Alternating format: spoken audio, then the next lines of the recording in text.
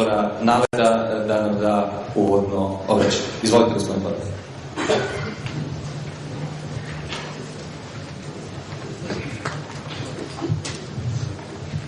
Dobar dan svima. Ja ću, bez obzira da gospodin Vlahović čudio da još uvek pričam srpski posle toliko godina, morat ću da pričam na engleski. So one more time, welcome everybody. I would like to take the opportunity and thank Birn, AZ and NALED for the joint project that brings us together here all together. And I'd like to say also that the opening speech I do now, I do on behalf of Mr. Čubić, who is the president of the board of NALED, and of course myself.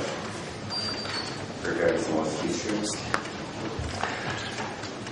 Now it's been 12 years since the proclamation of extensive reforms, and at the same time it's about 100 days of the new government. That is a good opportunity to summarize what point Serbia has reached on the path of establishing a market economy and harmonization with the European Union. This is the place where we need to ask the question, as it has been already asked before, what is the thing that Serbia can offer that is better and more simple compared to other countries in the game for investments? Complicated and unclear procedures are still a huge problem. Public administration, slow and unprepared to perform its activities. Laws and bylaws are either outdated, completely unnecessary, unenforceable, unclear. Other times, their implementation requires enormous efforts, but give very little result. But at the same time, hindering and harassing the little remaining business. This framework seems to have been set without any contact with the real world and the situation in the economy. The election year halted the reforms.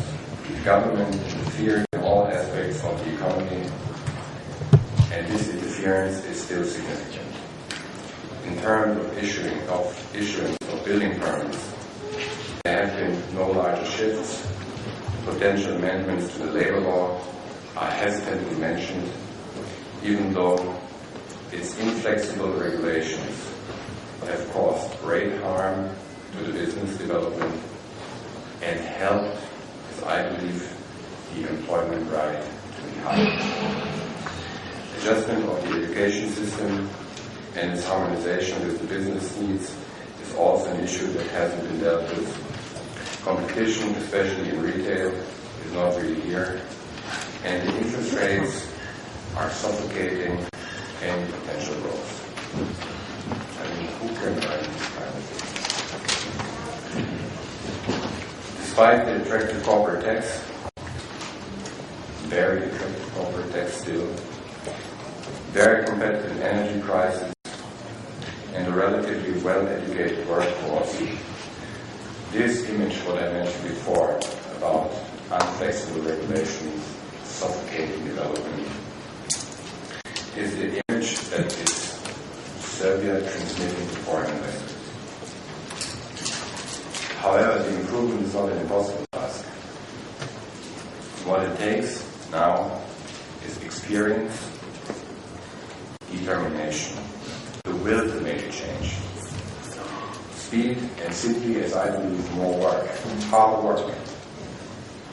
The first task is to drastically reduce, or in some cases, even simply discontinue the monstrous administration and the number of inconsistencies in the laws and procedures.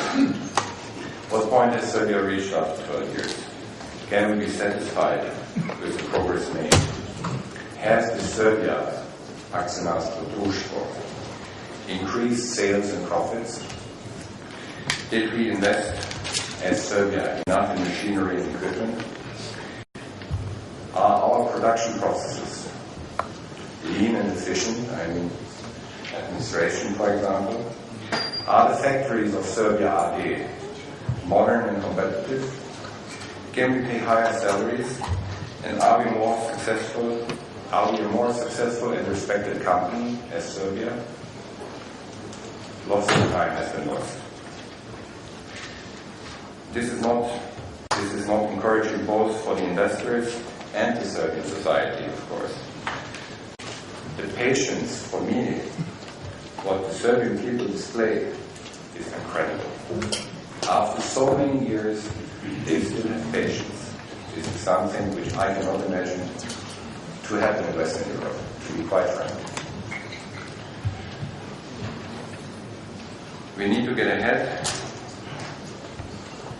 and cut off what is hindering us to do that. The forces and energies that lay in the people and the entrepreneurship have to be liberated, given a supporting and efficient legal framework, and have to be helped. That makes a